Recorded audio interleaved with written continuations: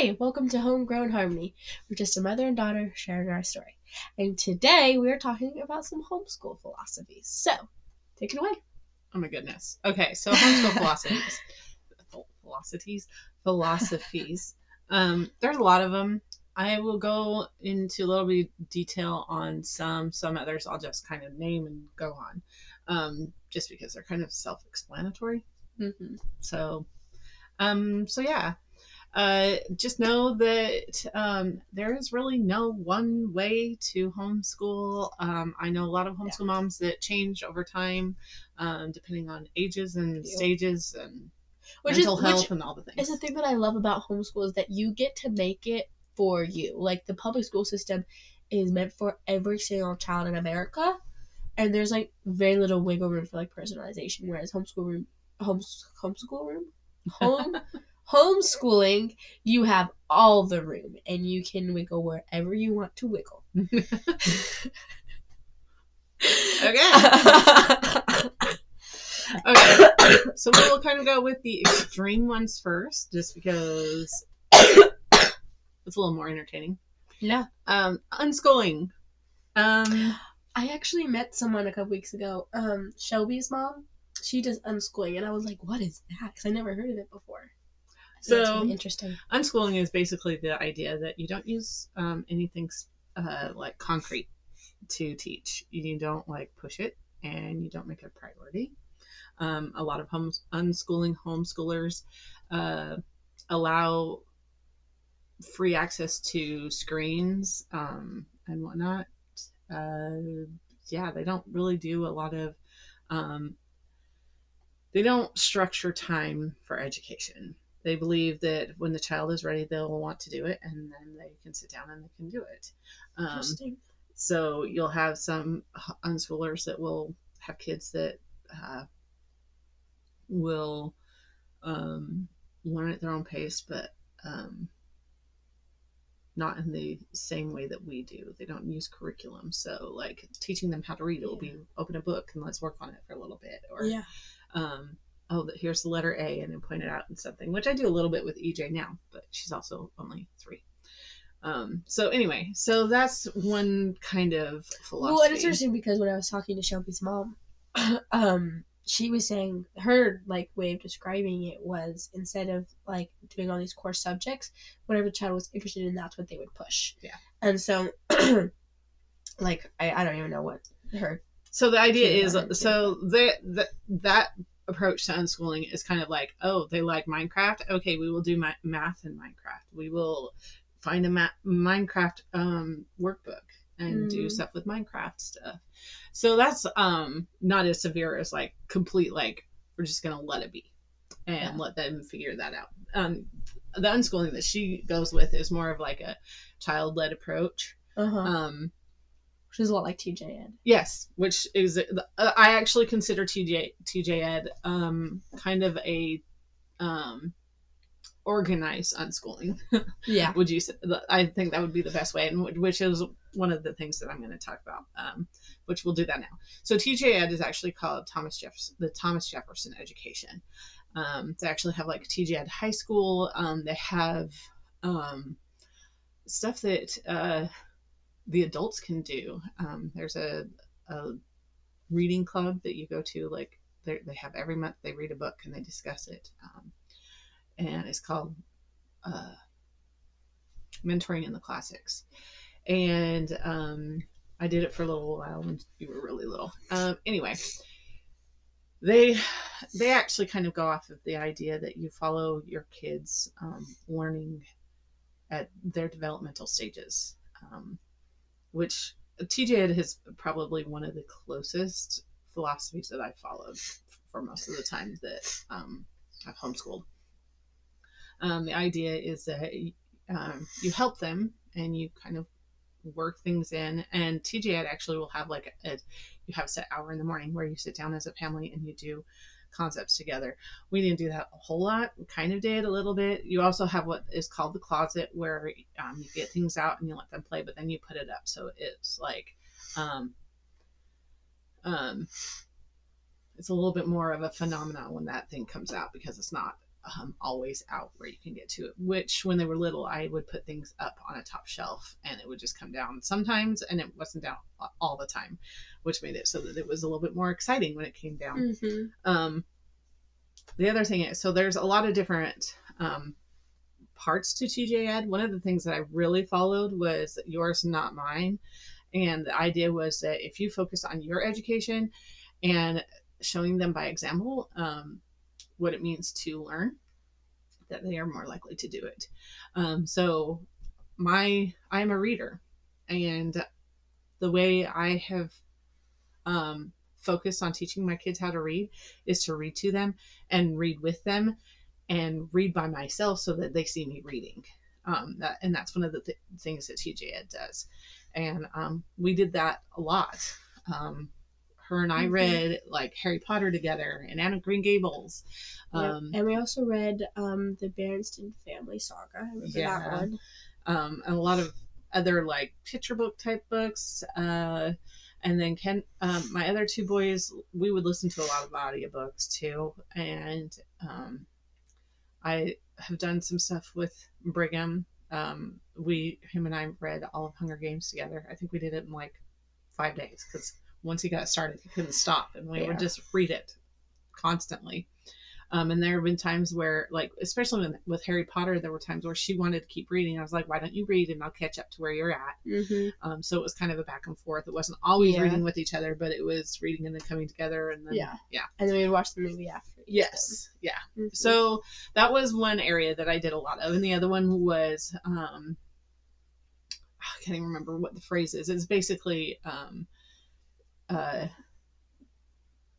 teaching by example. So it might be the same concept, but anyway, so I went back to school when my kids were little with the idea that, yes, I do need to get an education, and it'll help my career goals and everything, but also my kids are going to see it. They're going to see me learning, and they're going to see me putting in the effort. And when they see me doing it, they're going to want to do it. So yeah, it was basically a part of yours, mine and not theirs. And so I focused on that a lot when they were little. They saw me doing the schoolwork. They saw me do all the hard stuff.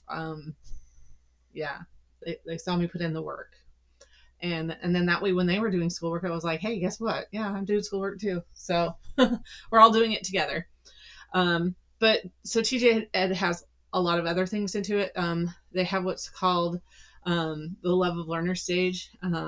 They have a younger stage, which is basically like free play, free. You don't really don't push school, which is what I did a lot with my boys, because I learned a lot about it more after she had already learned how to read. And so I was like, well, we already got past that part with her. With the boys, it was more, I'm going to wait until they prove to me that they are ready and that they want to do it. And I don't know if prove even isn't the right word. It's not like to prove themselves. It's like show that they're ready. Yeah, when I saw the signs that they were ready to instead learn. Of pushing it on instead them. of going, okay, you're 5, you need to start learning how to read. It was more, so now they're like, it wasn't pushed on them. Like, we worked on stuff, but I didn't make it a priority. We would sit and we would play with the alphabet bingo, and we would do things that had letters and numbers and things like that, but it wasn't a priority to teach reading until they were older. And I did that a lot with math too, and then we also did a lot of play stuff, which we'll get into. There's another philosophy. So TJEd is really one of the ways that I mostly homeschooled through everything. We did do curriculum as they got older, but that was under the idea that they were ready for it and they were willing to be a part of it. And oftentimes I would say, okay, here's the options. Which one do you want to do? And it was really up to them to decide what kind of math they wanted to do, which workbooks they wanted to do. And sometimes it was, okay, this isn't working for us. Let's back up and we'll try something different. So that's where we came from with that. So another one is called Gameschooling, which is another one that so I'm more of an eclectic homeschooler as far as philosophies go, because I did use Gameschooling a lot. We got games that were for learning. We did alphabet bingo, sight word bingo, Stack the States. I learned all of my states and capitals from Stack the States, which is an app. And then we also had the other states and capitals, the board game. Yes, it's called Scrambled States of Scrambled America, States, yes. which is fantastic. We love that game. Yes. And which I know that some people have an issue with Stack the States, but Scrambled States of America, that one definitely, like, that's a good way. So the way I look at Stack the States is it's like flashcards. Mm-hmm. You have a question and you take a guess at what the answer is, and then you look at the back to see what the answer is. Yes. So with Stack the States is you have 4 answers, and if you don't know it, you guess, and then it will give you the answer. That's basically like doing flashcards, except for it's a game, and it's fun to stack the states and try and get a new state and learn the. Yes. 2 of my kids learned all of their states and capitals using Stack the States, and they learned where all of the states were on the map doing that. Yeah. Because when you unlock like mini games, and so there's one that's like place all the states on the map, which is where I learned where all the states go, and you can do a timed version of it and stuff. Her and Brigham loved it. Yes, absolutely. So we did a lot of game stuff. Sleeping Queens, Rat-a-Tat-Cat. Yes. I love Rat-a-Tat-Cat. I need to play that. And we play Quicks a lot, and you play Yahtzee, do little things with dice, tons of dice games. Absolutely. In fact, I bought the toddler a dice game for Christmas. She loves playing with dice. And she's doing a lot. I actually got a few of can't remember, Peaceable Kingdom games, and they're cooperative games, but they're games like Count Your Chickens, and we count the chickens together. So there's a lot of different games that you can do. We played Monopoly for a long time, all the time, and money. Got the speed dice. Yeah, that was fun. Or even when I was like 5, I had to play kitchen, and we would play like store or restaurant, and I would have a menu, and then she would order things. She created a menu. It was intense. It was really fun though. And then she'd order things or whatever, and then I'd have to add up the total on my little cashier thing. And then we did a lot of store where I would buy things and you tell me the price and I'd give you money and you give me change. So she learned her money that way. And then even like we would go out in public. Like, I remember there was one time we were at the dollar store and it was calculating like our change. And Mom was like, "Do you know how much change we're gonna get?" Like before this, because she was still like scanning stuff, and so like I think she had like gotten the total and like Mom was getting the money out or whatever, and Mom was like, "How much change are we gonna get?" And I quickly calculated it, and I calculated it before like they got it back on the computer or whatever. So even then, like just doing it out in public, so, like it doesn't even have to be games at home. Sometimes it's games on the go. So Gameschooling has been a good portion. So I'm an eclectic homeschooler, and that's one way of homeschooling is you kind of glean from the different theories and take the stuff that you like and you do it in the way that you feel is best for your family. Exactly. That's pretty much what we do with that. Okay, so another way is through unit studies. We didn't really ever do unit studies when they were little, just because it can get expensive really quick, especially if you buy a unit study. Some people will like create unit studies with library books and stuff like that. I did not have the time for that. I had 3 little kids and I was going to school, and I was a single mom for a good portion of that. So I didn't really delve into that too much. And then because I followed the TJEd philosophy, I did not focus on things that I didn't feel was necessary at the time. I was like, hey, you know what? If they need to learn about Egyptians, we'll learn about Egyptians when it comes time for that. I'm not going to worry about that when they're 7 years old. But there are unit studies that out there that people will do that, it will have like a craft and things that you can do, which I don't want to do crafts. I don't want to sit here and have to cut out everybody's stuff because, anybody before the age of 7 is not going to be able to cut out a freaking circle. So, things like that, I'm just like, no. And we had a whole conversation about this in the car yesterday about how we don't like busy work. I don't like busy work. I just think it's pointless. And that's what like 70% of public school is. So, yeah. One time I remember I was doing my schoolwork online, and so she wasn't really in control of it, so she wasn't like assigning me these things. But there was one thing that it had me do, and I was like, this is busy work. And I was like, do I have to do this, Mom? And she was like, no, you can skip it. Because it was pointless.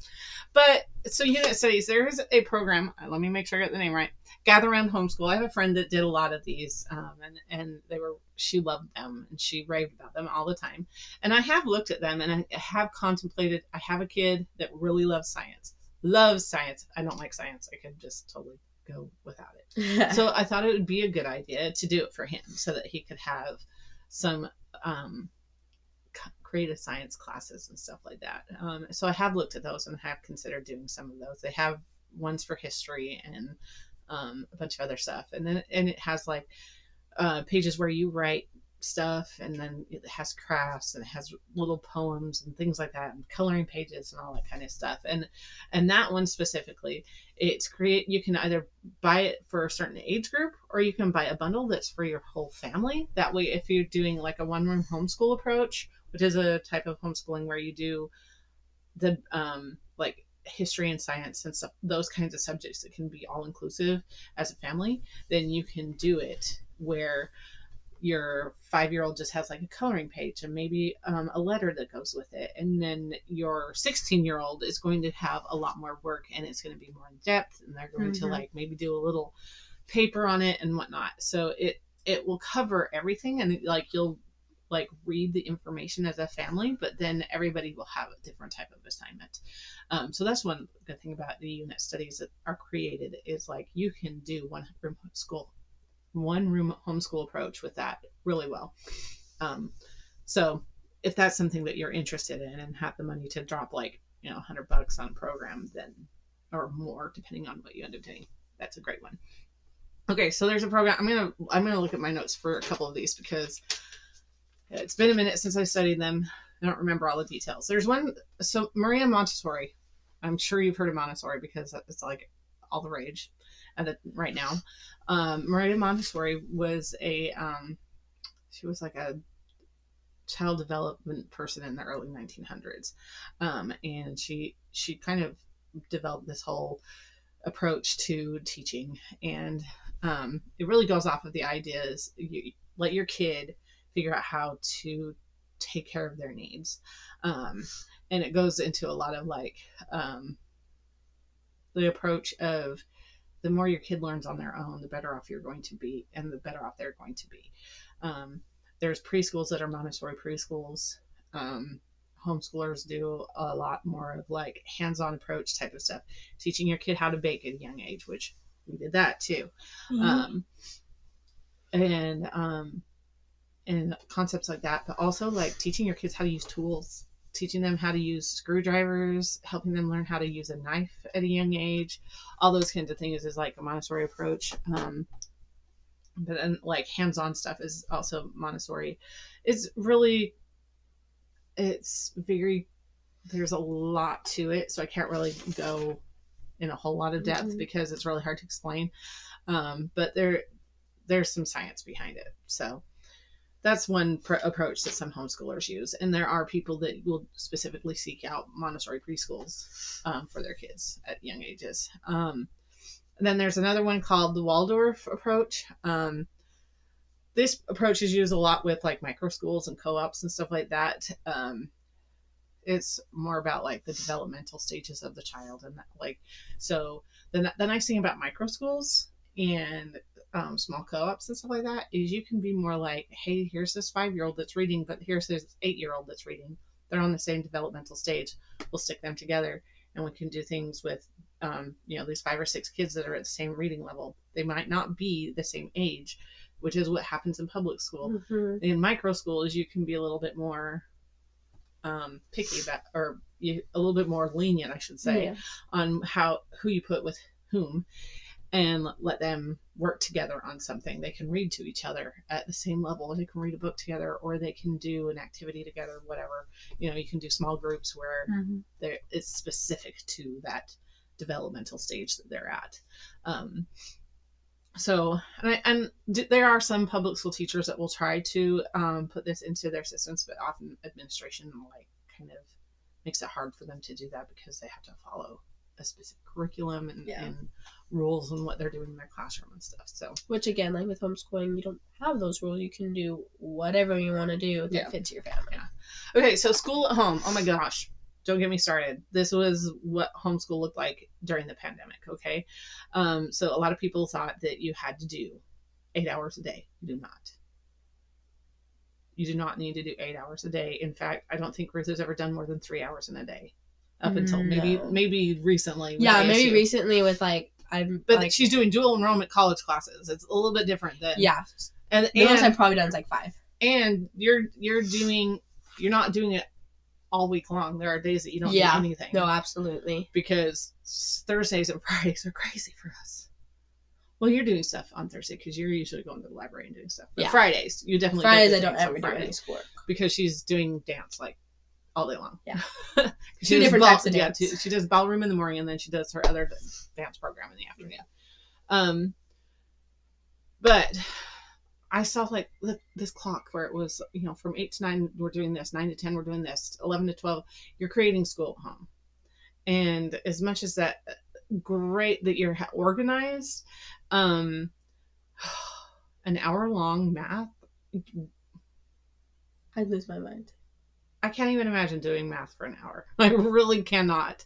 And I mean, like, I did an hour of my studying this morning, and by the time I was done with an hour, I was like, all right, I need a break. And I'm a full-grown adult with a fully functioning brain. Cortex, frontal all of it. Cortex, yeah, frontal cortex, all of it. But science words. So, I mean, if people want to create school at home and have a desk and all that kind of stuff, by all means. It's just a preference. But I found that my kids like doing school at the couch and or outside on the porch. I have done school on the trampoline before. Yeah, so like there's a lot of different places that you can do school. We've done it in the car so many times because like things are going on. It's like, hey, bring your books, read to me while we're in the car, or do your math in the car. I can answer questions that you ask while I'm driving, or your sister can help you. I've done in the past 6 months. I've done school in a coffee shop, at the library, in the car, on the couch, on my bed, at the table, like anywhere and everywhere. I've done school on the bus. Yeah, I've done school on the bus. Yeah, all over the place. So I mean, the idea of school at home is really just, I don't know. I can't imagine it working. But I guess if you're home all day long every day, I guess you could do it. Or if you plan like certain days are your school at home days, and then the other days are like free to do your. But I would say I don't think I've ever met anyone that homeschools like that. Yeah, I mean, I've met people that have tried to do it, and it's not really ever been something that they continue to do. Yeah. Okay, so road schooling. This is kind of, I should have done this at the beginning with the kind of more wild and crazy ones. Road schooling, a lot of people do this like full time. They get a camper, I would love to do whatever. road schooling. I would love to do road schooling. That'd be really fun. But they go off of the idea is that you learn as you go. And you have experiences in different places. Which we've kind of done this a little bit. Yes, we have done this on a small scale. Because when we moved, when they were really little, I told their dad at the time, I was like, if we're going to do this, we're going to make it worth it. We're going to create the experiences that it's worth moving and being away from family and everything like that. So when we would drive home to see family, and when we'd come back and whatnot, vice versa, back and forth, we would stop in places. We stopped in Nauvoo, and we stopped in national parks along the way. We did a lot of state parks and things like that, and saw places as we went. When we lived in Kentucky, we tried to visit state parks and national parks. And we did like almost every single one of the like Lincoln, the Lincoln Boy Home and the Lincoln birthplace or whatever. Like there's like 3 different locations of where they lived at. And we tried to like go and do things in places. We went to DC when they were little, and we went to DC again. I've been to DC twice. Yeah. Plus my dad lived near DC, so I've really been like 4 or 5 times. Yeah. And we went to New York for a little bit, and when we went to New York, we drove through Pennsylvania, so we stopped at Gettysburg. Yep. So we've done a lot of things. And my mom tells me my sister was like, her kids have done more than I have, which is true because my older kids. You two have been to like 27 states. Yep. They don't remember some of it because they were little, really little. But they've been coast to coast, state to state. They haven't been to the actual coast in California, but they've been in California. But they were really little. I don't remember that. No, yeah, you were. But I have been to Nevada. I've been to Utah, Vegas. For sure. And they've been to like every state between Utah and Washington D.C. several times. and New York and whatnot. So they've done a lot, and we've learned a lot from it. Like some of those places have been really fascinating to see and learn about. So yeah. So, but people will do where they get a camper, and some people will just do like 6 months where they just rent out their home, or they don't worry about their home, or whatever the case may be, and they just travel and do like a big loop around the United States, and they do a lot of national parks, a lot of historical sites, you know. We lived in Dallas, and so we went and saw the place where John F. Kennedy was killed, and they were really little when that happened. I don't remember that. But we did go and see that, and that was really kind of cool to see. And so, I say from my perspective, I've loved doing this. It really like being immersive in history. Like I've learned so much more from that than I have from like the history class I'm taking right now. It's been really amazing. Well, and okay, so one of the best things that I found was that the national parks has a passport, and you can stamp when you go to every location, and that's really cool because it's something like I feel like it's a great keepsake for your kids, and it's also something that like motivates them to do the things at the national parks, and they like have a little booklet that they answer questions, and they they'll have like videos and like and stuff. And they'll like explain.